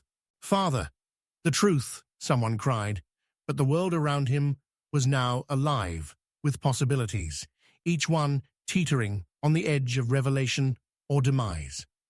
But the moment sharpened. The final piece of despair had too abruptly aligned. And now, as he grasped at the very fabric of justice framing his existence, the question lingered heavy above the din. Whose truth would emerge to warm the ashes of the fallen night? With the thunder echoing its own ominous response, he realized he stood at the precipice, marred truths unfurling before him, a cycle demanding to be unveiled. Could it lead to the very darkness lurking in their hearts? And before he could even whisper his deductions into the kaleidoscope of night, the lights enveloped him once more, heaving shadows, all existing just at the edge of their mortal breaching. It was time, he thought, for courage to buckle beneath the weight of revelation, for midnight was far from over. Chapter 11. The Last Confession. The smashed remnants of the threshold loomed amidst the turmoil, a harbinger of chaos as the figure collapsed, the blood-stained box rolling ominously across the marbled floor like a harbinger of despair. Father Brown's heart lurched at the sight, the muffled gasps from the assembled guests echoing as the howling wind clamored at the windows, seeking entrance to the storm-torn sanctuary that had become their fateful gathering. Lightning split the heavens anew, casting a stark, fleeting illumination across the room, a spectral unveiling that momentarily stripped away their superficial veneer of civility. "What madness is this?" Mr. Baker roared, stepping back instinctually, his face turning pale as a spectre at the apparition now sprawled before them. "Stay back," came an unsteady voice from the floor, and amid the muted horror that enveloped them, Clara's visage, once vibrant and alive, flickered in newfound poignancy, replaced now by the ghostly pallor of the newcomer, drenched with rain and dread. "He'll come for you." The words tumbled out, panic lacing each syllable as vagaries of truth battled against the absolute dark. "You're all in danger." His lies spread like shadows in sunlight. The blood-stained box, oddly pristine in the chaos, gleamed with an unholy significance, drawing Father Brown inexorably toward it. The air thickened, a distortion of gravity pulling them together in a morbid curiosity. "Who are you?" Father Brown prompted gently, the storm outside muffling their own hearts, racing with renewed fear. In the crack of thunder, the figure's wild eyes met his, a spark of recognition igniting momentarily before despair recalibrated them. "I am, but it matters not." And with that, the stranger lunged, clutching the box tighter as if it were a lifeline. "Stop," Father Brown commanded, a firm note slicing through the disarray, and for a moment, silence fell. The storm outside merely a distant rumble, the candlelight flickering in anxious rhythm as the room collectively held its breath. "Do not act in haste, friend," he reasoned. "You cannot save another by rushing into the torrent. Speak your truths, and we will listen." As if summoned by invisible forces, the guests bobbed with their own unease, drawn towards the compelling aura of danger that now enveloped the figure. Slowly, the man released his grip, the box thudding to the floor, the noise swallowing the tension in one gulp. "They're coming for Hudson. They've framed him for Clara." It was all. His voice trembled, and for a brief moment, shards of hesitation glimmered around the edges of his confession. Treachery dressed in the guise of virtue. Some secrets never die. Yet honesty can slay monstrous lies, Father Brown interjected. The shadows murmured, making each heart pound louder within the tempest as revelations stirred like the changing winds outside. "Who are you, and what role did you play in this dance of deception?" With a labored breath, the newcomer steadied himself, eyes darting to the blood-stained box. I'm Thomas. I wrote the manuscript, the one they all feared." He pointed to Baker, who wore an expression ranging from indignation to condescension. "But I wasn't I alone. It was Clara's folly that tied us all, an obsession for truth that shone too brightly, and the shadows plotted in wait." "Manuscript," Miss Jacobs whispered, her voice breaking through the tension as stricken silent revolutions spun in her mind. "You wrote the manuscript, the one that speaks of a pact?" "Yes, a futile agreement, cloaked in promises no more real than the fabric of our lives. Clara, she sought the dark in every fiber of her being, driven to unveil the full estate of our sins," Thomas confessed, wincing as if the disclosure itself was a wound. Whispers thrummed through the company like a muted choir, surprise coiling into anger. "Don't act so innocent. We've heard enough tales of truth," Baker interjected, venom coating his vocal cords. "You would have us believe." But before he could finish, Father Brown felt a rush of insights coalescing, his mind racing through the implications. "Yet who moves against you, Thomas? And what primal fear settles within that you would risk such gravity as to reveal a pact, now, of all times?" "Because the manuscript holds something else, the true nature of Clara's friends. She and Hudson uncovered—" "Stop," Father Brown rasped, the weight of gathering clouds and deceit forming a palpable tension, fraying the air itself. His mind clicked into focus as he recalled the details. "What has your pact to do with her murder?" "I couldn't even fathom the depth to which it plunged. Thomas faltered, the storm seeming to rise anew outside the window, whipping at the panes with a frenzy. Clara desired vengeance, but she could not tread lightly, and the truth refuses to be held down by love alone. But just as he spoke, the sound of footsteps drumming against the wooden floor launched through the door, where a figure cloaked in darkness appeared against the peal of thunder. "Who do you serve?" hissed a woman, metallic as the cold rain, her eyes aglow with a manic fervor. "Regina, stop!" Thomas gasped, the name laced in both dread and relief. "Or what?"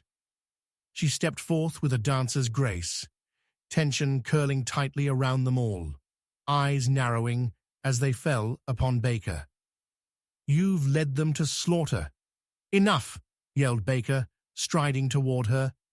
"You speak as if you're innocent, yet your own hand is not untainted. Do not sow seeds of discord in this heart of havoc."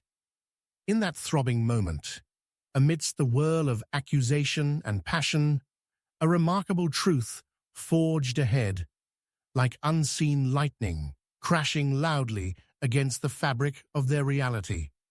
Father Brown's gaze glanced back to the blood-stained box, a sudden notion sparking to life as he took a decisive step towards it, but Regina barred his way with arms spread wide, the savior turned sentinel. "Don't grasp what isn't yours, Father Brown. Our fate entwines. Would you see us damned?" Her voice rang with ferocity as the atmosphere stilled once again, thickening like the humidity before rain. But amidst the storm's howl, Father Brown's thoughts aligned. A line of sight, altered forever following Clara's calls.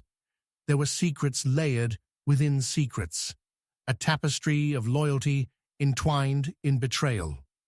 The stakes were spinning, edges sharp, and every heartbeat gambling upon a chance of survival.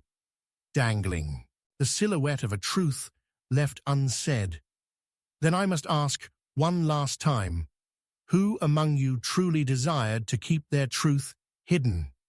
He sent forth the inquiry, piercing deep into the shadowed corners of the conscience. They would unravel, like threads coming apart beneath the patient hands of reckoning. And with the freighters of storm pounding upon their souls, the night echoed once more, with the hammering truth that reverberated forth. Who among them was truly bound for redemption, and what surrender awaited them when all was laid bare? As the candlelight flickered in ominous rhythm, the heart of darkness loomed large, and a shot rang out again. In a whirlwind of chaos and piercing screams, Clara's last echoes peppered the damp air, raising the spectre once more. Father Brown's breath caught in the web of their disintegrating truths. Would the dawn bring clarity, or had darkness won the night? With his pulse matching the storm's thunder, he felt the churning energy of fate spiraling down to one irrevocable moment. His thoughts crystallized just as the candle extinguished. Shadows danced wildly, while light threatened to outshine the abyss. Some dipped into treachery, others into shadow. Before him lay the blood-stained remnants of past actions, the question circling above their heads. Who among them would confess their sins before the stroke of midnight broke their veil of silence? As the echoes filled the room with anticipation, Father Brown braced himself against the tempest, the tale of heartbreak unraveling behind the last confession that loomed near. Chapter 12. The Mercy of the Murderer.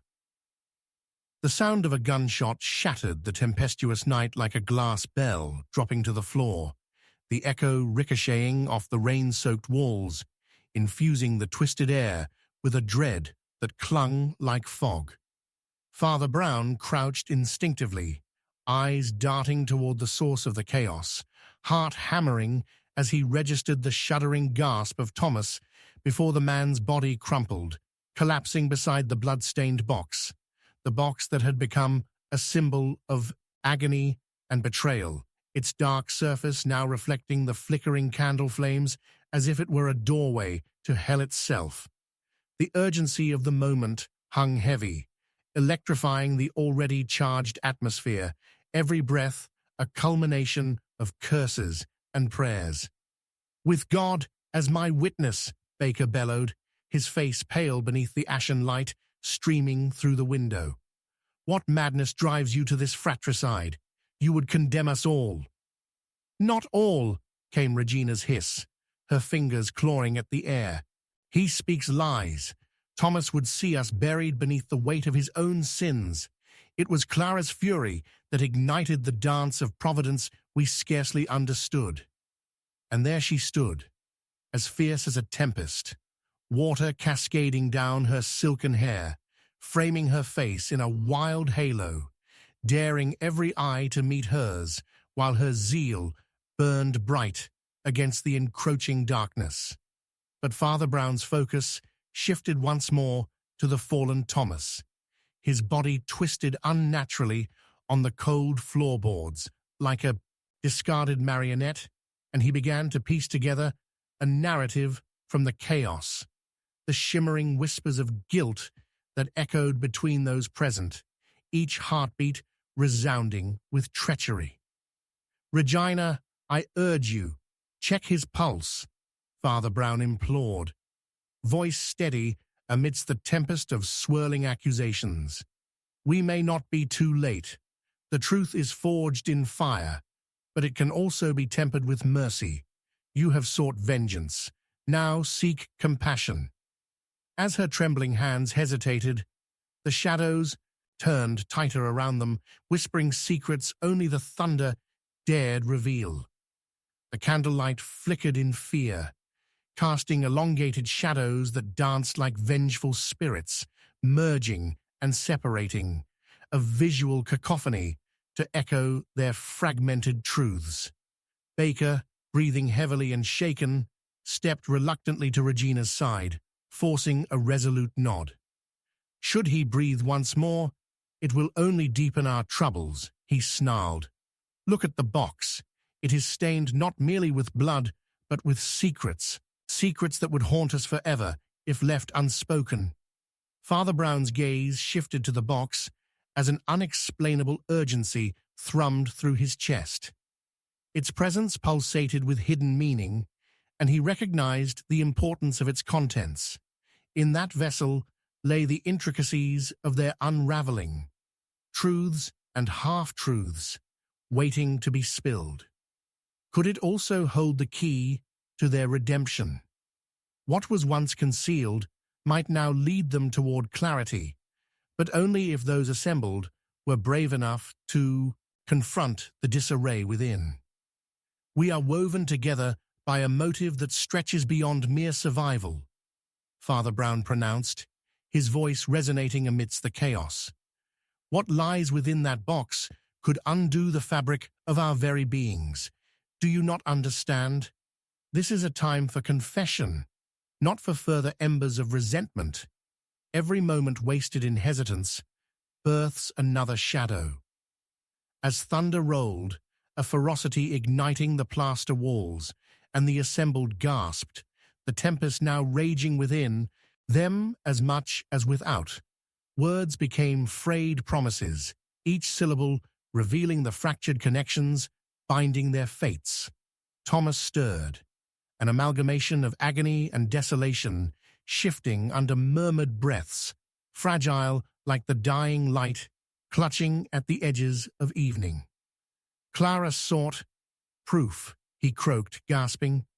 She unearthed truths from the silence, but deceit held hands with love, twisting them into betrayal. The pact for salvation became a noose. "What pact?" Miss Jacobs whispered, stepping forth like a moth drawn to the flame, eyes glistening with a mix of horror and revelation. "Tell us, and we may find solace in your words." Thomas clutched his chest, sharp breaths pulling him into an agonizing clarity. She believed the manuscript held the key. It spoke of... He winced, pain etching deeper lines on his forehead, and his eyes darted around the room like a cornered animal. Clara was not merely seeking truth. She was crafting a web, a trap, one remarkably designed for you all. The pact, it was crafted in fear and painted with the blood of innocence. "No!" Baker's outrage blazed like the thunder cracking overhead. "You assert too much. You flail your blame like a drowning man, pointing fingers to keep his head above water." In the eye of this rhetorical storm, Father Brown felt an inkling rise within.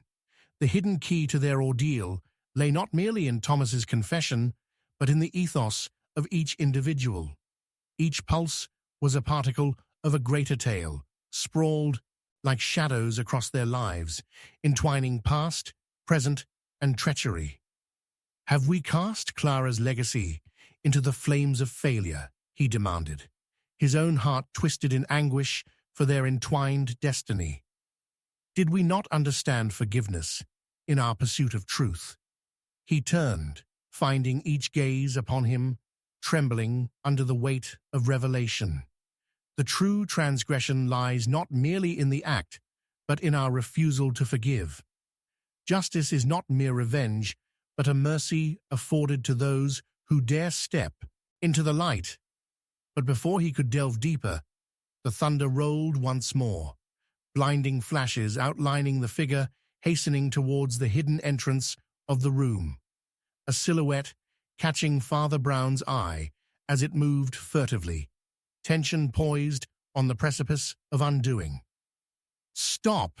Father Brown shouted, adrenaline exploding through his veins as the figure ducked into the shadows, obscuring what truths remained. And then came another shot, a blinding flash, sharp as ice, striking the heart of their chaotic circle. His blood froze, unwilling to yield, as the dim glow flickered gut-wrenchingly, and as darkness loomed ever deeper, the last motes of memory smothered under the weight of truth and treachery. Father Brown stood resolute, reaching forward into the doom as further darkness thundered in. Someone desires silence, but we must not surrender. Some identities might perish tonight. We need the truth above all. It was an invocation hanging in the air when the floorboards shrieked in protest, and a heavy thud resounded, a finality accentuated not by death, but by the stark absence left in their grasp. Darkness draped over the figures remaining, and a gasp shattered the silence, the light flickering eerily, trailing the edges of clarity like black ink upon a page. And then came the sound of a door creaking open, like the whisper of a ghost ready to confess. Would the dawn unveil innocence, or merely deepen the web? The night, clothed in shadow, yet carried a flicker of reckoning, charged with every unspoken syllable they had murmured in their tangled dance of truth, guilt, and perhaps the mercy of the murderer itself.